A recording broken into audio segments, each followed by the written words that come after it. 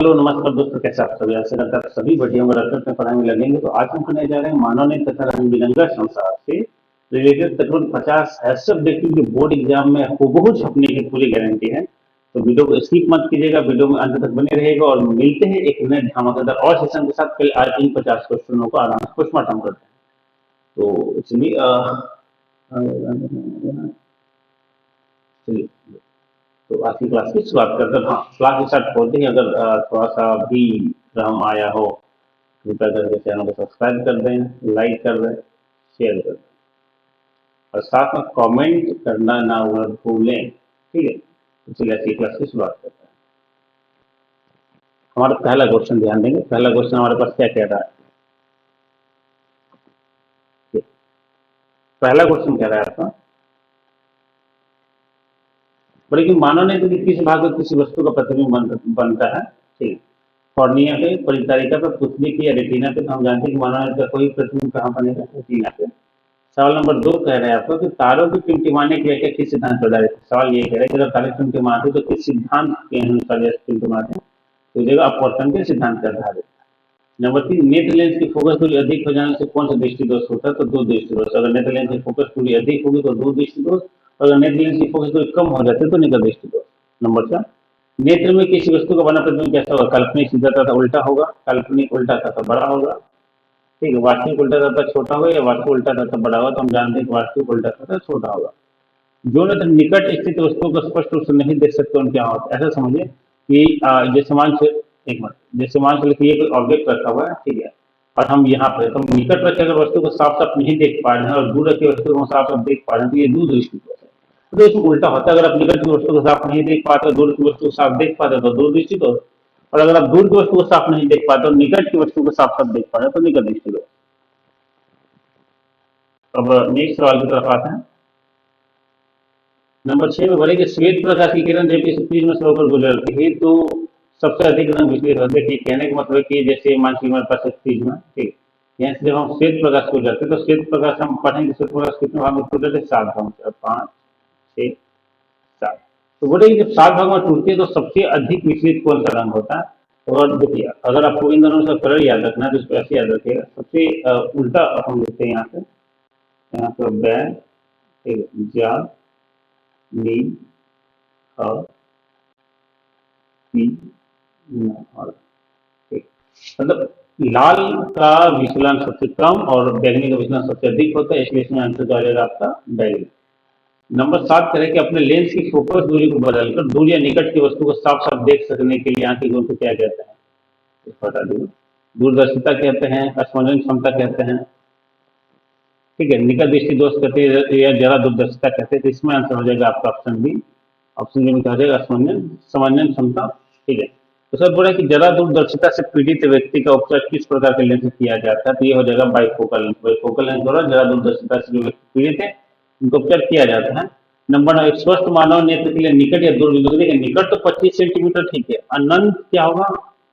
अनंत मतलब कोई ये फिक्स नहीं है कि लास्ट इंसान कहाँ तक देख सकता है। कोई एक व्यक्ति अगर स्वस्थ व्यक्ति है तो कितना भी दूर बहुत साफ साफ या आसानी से देख सकता है। दूर किसी वस्तु को साफ साफ देखने के लिए कोई भी सीमा निर्धारित नहीं की गई। ठीक है, नंबर 10 की तरफ आते हैं। बोले कि विभिन्न दूरियों पर की वस्तुओं के प्रतिबिंब को फोकस करने के लिए आंख के लेंस की फोकस दूरी परिवर्तित होती है। ठीक है, पुतली के द्वारा, रेटिना के द्वारा। नंबर सी में आते हैं सिलियरी मांसपेशिया द्वारा या आइरिस। तो ये जो भी नियंत्रित करेगा ये करेगा सिलियरी मांसपेशिया, सिलियरी पेशिया द्वारा। नंबर 11 में बढ़े कि जो नेत्र दूर स्थित वस्तु को स्पष्ट रूप से नहीं देख सकता। हमने बताया कि अगर दूर स्थित वस्तु को स्पष्ट रूप से नहीं देख रहा है तो निकट दृष्टि दोष, और अगर निकट रखी वस्तु को स्पष्ट रूप से नहीं देख पा रहे तो दूर दृष्टि दोष। लेकिन किस दृष्टि दोष में किसी वस्तु का प्रतिबिंब रेटिना के आगे बनता है? मतलब बोला कि किसी वस्तु का प्रतिबिंब ये हो जाएगा निकट दृष्टि दोष में जो प्रतिबिंब है वो रेटिना के आगे बनेगा, और दूर दृष्टि दोष में जो प्रतिबिंब है वो रेटिना के पीछे बनेगा। तो नेत्र की समंजन क्षमता कम हो जाने से क्या उत्पन्न होता है? जब नेत्र की समंजन क्षमता कम हो जाती है तो जरा दृष्टि दोष उत्पन्न हो जाता है। नंबर 14, चंद्रमा पर खड़े अंतरिक्ष यात्री को आकाश प्रतीत होता है एक काले, क्योंकि वहां पर कोई भी वायुमंडल नहीं। श्वेत रंग कितने रंगों से मिलकर बना होता है? तो 7। कौन कौन सा याद रखेंगे? कौन कौन सा अगर देखेंगे? बैगनी, बैग, जा, नी,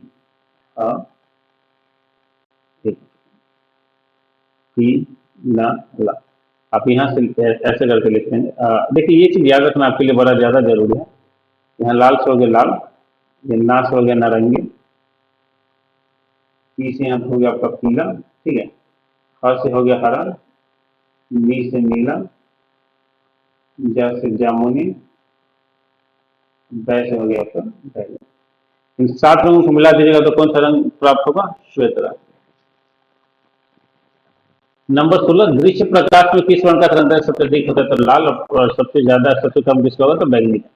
और एक इंद्रधनुष का बनना, ठीक है, किस परिघटना पर आधारित है? प्रकाश का परिवर्तन, प्रकाश का अपवर्तन, प्रकाश का वर्ण विक्षेपण या अनुसरण। तो प्रकाश का वर्ण विक्षेपण के कारण क्या होता है? इंद्रधनुष का निर्माण होता है।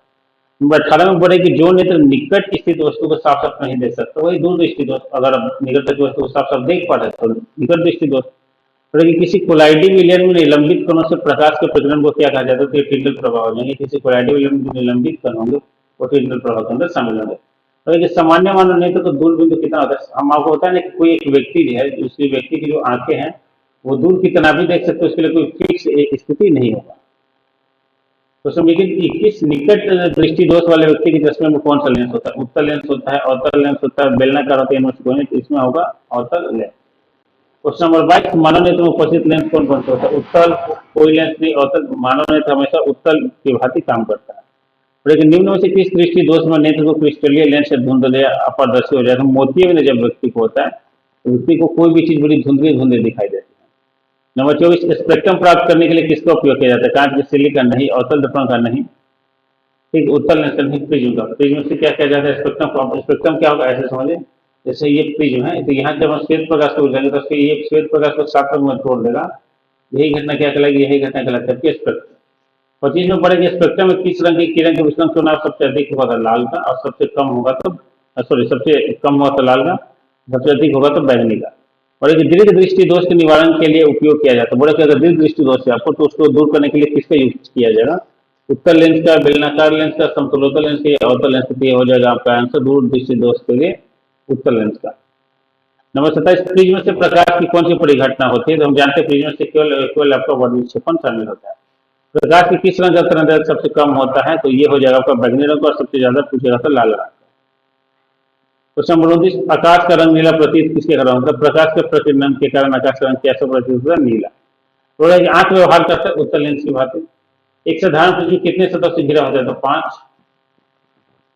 यदि किसी वस्तु का प्रतिबिंब रेटिना के पीछे बनता है तो व्यक्ति किस दृष्टि दोष से पीड़ित है? अगर देखिए पीछे बनेगा तो दूर दृष्टि दोष, और आगे पहले बनेगा तो निकट दृष्टि दोष।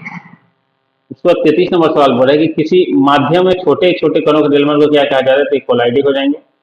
नंबर 34 बोला कि नेत्र गोला का व्यास कितना होता है? नेत्र गोला का व्यास होता है इसको जाएगा 2.3 सेंटीमीटर। कुछ ऐसी चीजें जो आपको रखना ज्यादा जरूरी है। बोले कि विद्युत सिग्नल कौन उत्पन्न करता है? परितारिका, प्रकाश सुग्राही, पुतली, एनिमल सभी। अगर देखिएगा तो जो प्रकाश सुग्राही है ये विद्युत सिग्नल उत्पन्न करने का काम कर रहे हैं। आपका आंसर हो जाएगा ऑप्शन डी। नंबर 36 की तरफ आते बोले कि सिग्नलों की व्याख्या कहाँ की जाती है? सिग्नल आपके कहाँ पे स्टार्ट होता है? मस्तिष्क के अंदर। देखिए मानव नेत्र में किस प्रकार का लेंस पाया जाता है? तो मानव नेत्र में उत्तल लेंस पाया जाता है। पुतली के साइज को नियंत्रित करने वाला गहरा पेशी डायफ्राम क्या कहलाता है? पुतली के साइज को नियंत्रित करने वाला चीज कहलाएगा परितारिका। और देखिए आंख की पुतली किस प्रकार का काम करती है? एक दृढ़ तंत्रिका की भांति, पुतली की भांति, परितारिका भांति या परिवर्ती द्वारा की भांति। सब जगह आपका परिवर्ती द्वारा के भांति। कन्या के पीछे की संरचना तो उसे क्या कहते हैं? कन्या के पीछे की संरचना परितारिका कहलाएगी। निकट दृष्टि दोष उत्पन्न करने का क्या करना? निकट दृष्टि दोष कब हो जाएगा? अभिनेत्र लेंस का वक्र क्या हो जाएगा? बढ़ जाएगा, और घटेगा तो दूर दृष्टि दोष। लेकिन निकट दृष्टि दोष दूर करने के लिए किस लेंस का उपयोग किया जाता है? अवतल, उत्तल, समतल, उत्तल, अवतल, समतल यानी सभी। तब देखिएगा हमेशा निकट दृष्टि दोष के लिए हम यूज करते हैं अवतल, और दूर दृष्टि दोष के लिए हम यूज करते हैं उत्तल।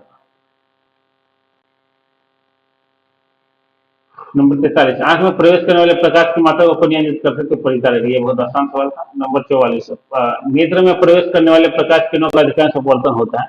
कॉर्निया के बाहरी पृष्ठ पर इसका अपवर्तन किया जाता है। नंबर 45, मंद प्रकाश में किसकी शिथिलता से पुतली पूर्ण रूप से फैल जाती है? तो परितारिका के कारण। देखते हैं जब मंद रूम में जाते हैं तो आप अपने आंख को ऐसे फैला लेते हैं ताकि कोई भी चीज आपको साफ साफ दिखाई दे।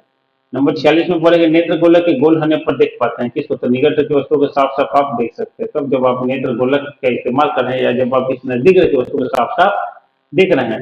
नंबर 47 में बोलेंगे वस्तु को हटा लेने के बाद भी नेत्र पटल में प्रतिबिंब कितना सेकंड तक बना रहता है? 1/10 भाग। ठीक है, जैसे मान लीजिए ये टीवी चल रहा है टीवी पे कोई कार्यक्रम चला, जब इस कार्यक्रम को देखते हैं तो 1.10 या एक का 10वां भाग तक आपकी ये प्रतिमा की आंखों के सामने बना रहता है। बोला कि दृष्टि निबंध सिद्धांत का उपयोग कहाँ से लिया जाता है? चलचित्र प्रक्षेपण से। ठीक है। कॉर्निया के पीछे क्या है? जो काले रंग की पेशियों का समूह से होता है, परितारिका, नेत्रगोलक, दृष्टिपटल या इनमें से कोई नहीं। जैसे आंसर हो जाएगा आपको परितारिका जो है ये कॉर्निया के पीछे शामिल होता है। नंबर 50, आयु में वृद्धि होने पर मानव नेत्र संवेदन क्षमता घट जाती है। ये दोस्त क्या कर, ये दोस्त कहलाते हैं जरा दृष्टि को। तो ये रहा आज का वीडियो, और अगर आपको वीडियो नहीं मिल रहा है तो आप आराम से टेलीग्राम पर चले जाइए, वहां सभी क्लास शेयर किए हुए हैं, तो उसको भी वो सब्सक्राइब कर लेगा। और वीडियो अगर अच्छा लगा तो वीडियो को लाइक, शेयर और कमेंट करना ना भूलें। और कमेंट में ये जरूर बताएं कि आपको आगे की वीडियो किस चीज का चाहिए। तब तक बहुत बहुत धन्यवाद आपको।